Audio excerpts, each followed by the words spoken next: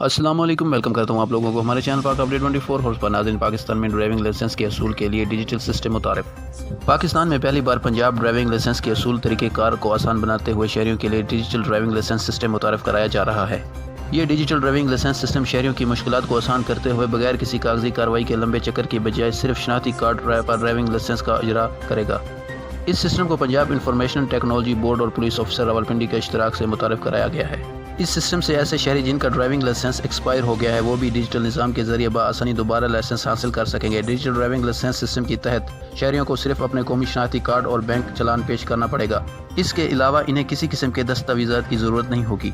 ख्याल रहे कि इससे काबिल शहरियों को ड्राइविंग लाइसेंस बनवाने के लिए तवील तरीन कतार में लगना पड़ता था और इन्हें तस्वीर बनवाने के साथ साथ मेडिकल करवाने के लिए भी काफ़ी इंतजार करना पड़ता था। इसके अलावा वो इन्हें दीगर दस्तावेज़ में भी पेश करना होता था। मज़ीद खबरों के लिए हमारे इस चैनल को जरूर सब्सक्राइब करें, वीडियो को लाइक करें और हमें सपोर्ट करें। मिलते हैं नेक्स्ट वीडियो में। अल्लाह हाफिज़।